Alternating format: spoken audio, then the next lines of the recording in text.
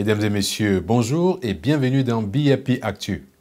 La 105e session du Conseil des ministres du groupe des États d'Afrique des Caraïbes et du Pacifique, le groupe ACP, ainsi que la 42e session du Conseil conjoint des ministres ACP-Union européenne se sont tenues du 2 au 5 mai 2017 à Bruxelles. Nous y reviendrons en détail sur les grands sujets qui ont émaillé ces journées et qui ont permis au groupe ACP d'approfondir ses consultations intra-ACP et ACP-Union européenne relatives aux grands défis du groupe en termes de développement des États membres, mais aussi de l'avenir du groupe à quelques années de l'échéance de l'accord de partenariat de Cotonou. Des résolutions, mais aussi des décisions importantes ont été prises au terme de 4 jours de consultations ministérielles pour permettre au groupe de se positionner, d'avoir les moyens d'atteindre les objectifs du développement durable à l'horizon 2030, mais surtout de permettre au groupe d'amorcer des négociations futures en 2018 avec l'Union européenne de manière sereine pour un partenariat post-Cotonou. La 10e édition du Festival Shalom approche à grands pas. La grande manifestation culturelle pour la paix au Moyen-Orient se tiendra dimanche 21 mai 2017 à Bruxelles.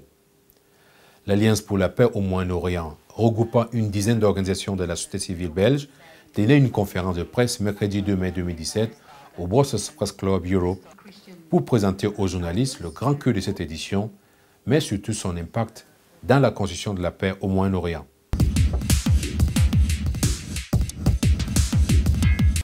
Organisée du 2 au 5 mai 2017 à Bruxelles, la 105e session du Conseil des ministres ACP ainsi que la 42e session du Conseil conjoint des ministres ACP-Union européenne ont planché sur plusieurs questions de fond sur la coopération entre l'Union européenne et le groupe ACP. Le financement de l'Union européenne au développement des États membres du groupe ACP à travers différents programmes indicatifs nationaux, régionaux et intra-ACP, l'évaluation de la mise en œuvre de ces programmes au titre du 11e Fonds européen de développement est tout au cœur des consultations ministérielles. Plusieurs réunions ont permis aux ministres des 79 États membres, d'accorder leur violon sur des sujets plus spécifiques. Tel était le cas le 2 mai 2017 des consultations ministérielles sur les produits de base. Il faut entendre par produits de base les produits agricoles, le bois, les métaux, les minéraux, etc. Cette réunion sur les produits de base était présidée par Lupaul Motazé, ministre de l'économie, de la planification et de l'aménagement du territoire du Cameroun. La question économique des chaînes de valeur qui concerne aussi bien la productivité, l'investissement, le commerce était au cœur de cette réunion. La nouvelle approche du groupe ACP pour l'appui aux chaînes de valeur agricoles des petits producteurs, adoptée le 14 avril 2017 par les ambassadeurs ACP, est une avancée considérable. Il en est de même des comités ministériels ACP et ACP-Union européenne qui se sont penchés sur la question de la coopération pour le financement du développement. Dans ce volet, le projet ACP-UE d'appui à la mobilisation des ressources intérieures en vue d'améliorer le climat des affaires dans les pays ACP était au centre des discussions. Ce projet qui répond à 2 défis majeurs, le financement du développement et le développement durable à l'horizon 2030, peine à engranger des résultats escomptés.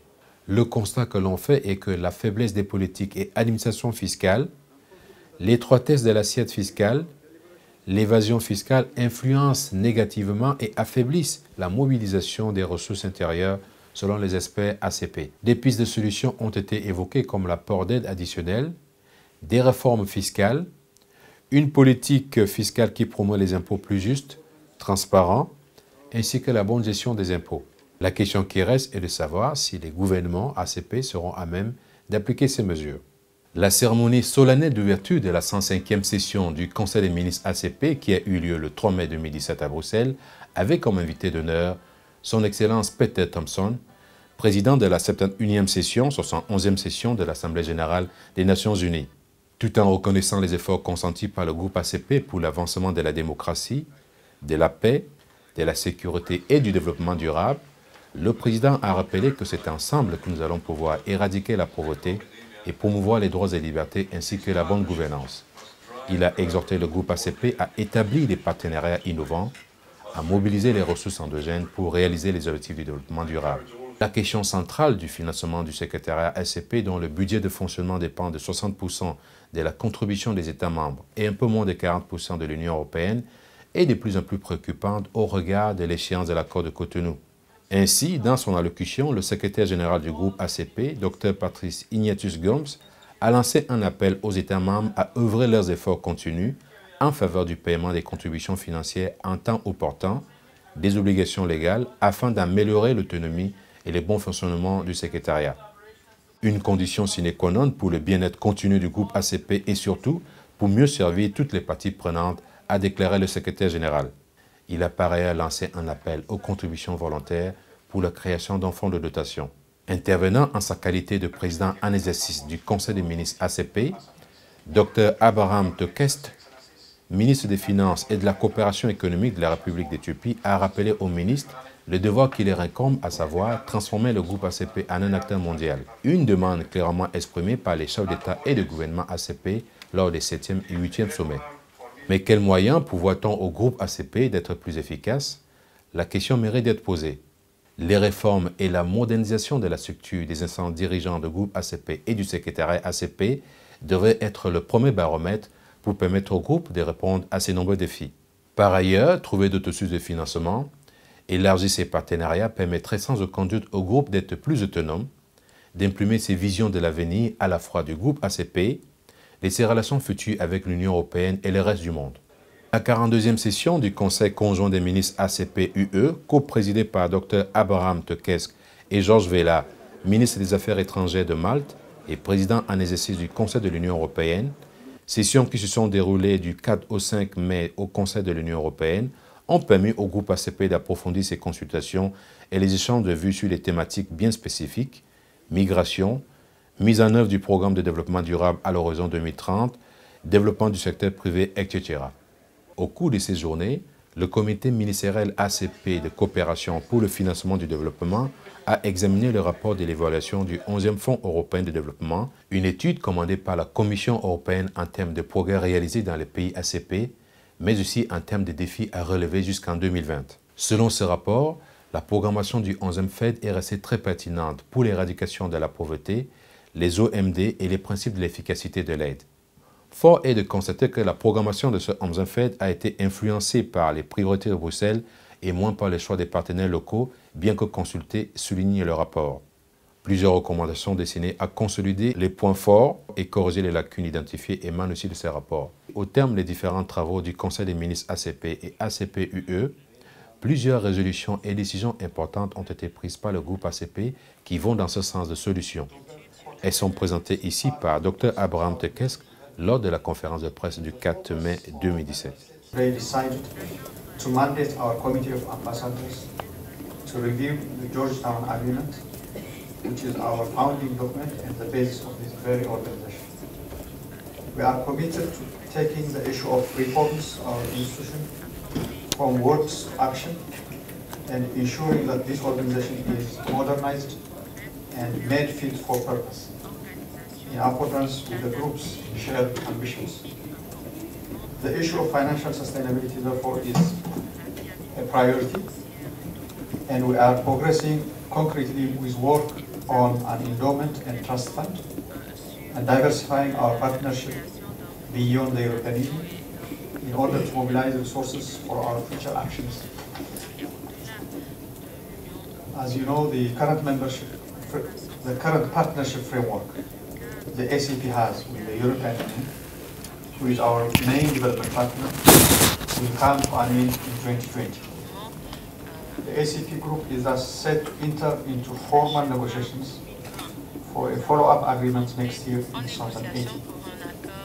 Both sides have been busy finalizing priorities, values, and positions to bring to the table. The Council today took a decision on the post-Cotonou outlook of the ACP group, approving in principle 3 priority areas to guide future programs and activities of the group post-2020. These 3 pillars are: first, trade, investment, industrialization and services. Secondly, development cooperation, technology, science and innovation and research. Thirdly, political dialogue and advocacy. The Council has mandated the Committee of Ambassadors to constitute a central negotiating group and technical negotiating groups to determine core guiding principles such as negotiating as one, securing a legally binding agreement, the single undertaking principle, and maintaining the outputs of the Cotonou Agreement. Aside from those two decisions of Council, we took a self-decision in solidarity with the people and government of Haiti, following the devastating natural disasters that have affected the nation. The ACP will dispatch a small delegation to Haiti and identify projects that could be supported by the ACP des projets under susceptibles de 11th bénéficier d'un appui financier du In groupe addition to these main decisions, the le Council 11e passed fait. two resolutions, Nous avons namely également on communities adopté and on the deux economic résolutions partnership sur les agreements. produits de base et sur les accords de partenariat économique. With respect to commodities, S'agissant des we produits de have base, reiterated our nous concerns avons rappelé on nos bananas, sugar, inquiétudes sur la cotton, banane, le sucre, far as le it coton, concerns our relations with the dans le European Union. cadre de nos relations. Depuis sa création le 6 juin 1975-1975 avec l'accord de Georgetown et la première convention de Lomé, le groupe ACP a toujours fait preuve de solidarité sans faille. Une solidarité qui lui confère une certaine cohésion et force d'un groupe constitué de 79 États membres, 79 États membres, à même aujourd'hui de capitaliser les acquis et de donner une orientation à son destin. L'expertise du groupe après plus de 40 ans de coopération avec l'Union européenne, les nombreux programmes indicatifs nationaux, régionaux, intra-ACP devraient permettre au groupe qui a tous les outils et ingrédients de développement d'agir plus efficacement avec l'appui des potentiels partenaires. 3 ans avant la fin de l'accord de Cotonou seront-ils suffisants pour implémenter les résolutions et décisions prises lors de la 105e session du Conseil des ministres ACP et la 42e session du Conseil conjoint des ministres ACP-UE? Nous vous donnons rendez-vous d'ici quelques années pour mesurer l'avancement de ces résolutions et décisions. La 10e édition du festival Shalom, Vrede, Paix, Peace, Salam approche à grands pas. La grande manifestation culturelle pour la paix au Moyen-Orient se tiendra dimanche 21 mai 2017 à Bruxelles.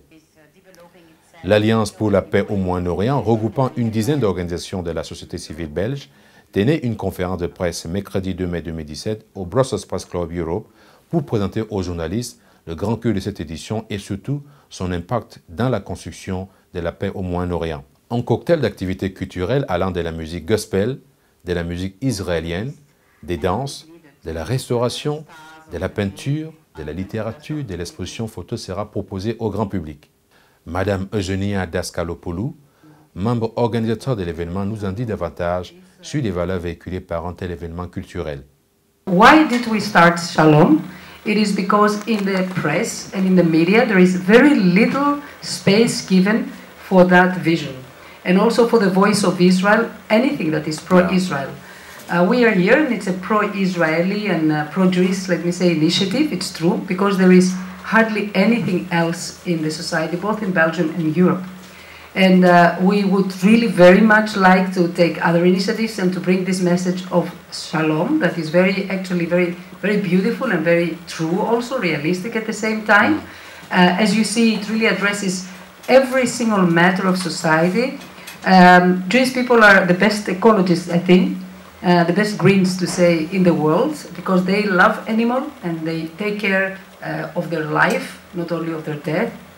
It's very single-minded, I mean really one-sided thing to address the slaughtering of animals just when they die, but how they live. And we want to bring the whole story and the complete story to other countries and to other areas, but of course there must be opportunity given. We started with the Shalom Festival in the public because we found as Christian community that the Jewish community is very discreet mostly.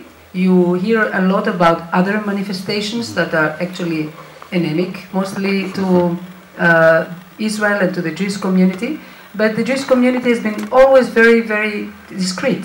So we said, since the press doesn't give attention to the media, we want to bring this to the streets directly to the people. So we definitely want, but we believe that Shalom Festival has a lot to say and want to provide a venue for the voice and for the true image of Israel. Puis la création de l'État d'Israël en 1948, dont les citoyens sont issus de 104 pays, des 4 coins de la terre, plusieurs communautés et religions, juifs, musulmanes, chrétiennes, petits cultes religieux à l'instar des Circassiens y vivent dans l'harmonie malgré les problèmes géopolitiques et certaines tensions. Le multiculturalisme a toujours été le garant de la paix et de la cohésion entre différentes communautés et religions. Un festival comme le Festival Shalom apporte donc une bouffée d'oxygène pour continuer à cultiver et à maintenir la paix dans cette région. Mesdames et messieurs, c'est ici que s'achève cette édition. Merci de nous avoir suivis. Restez connectés sur notre actualité sur www.bibmedia.be, sur notre chaîne YouTube et notre page Facebook. D'ici là, portez-vous bien.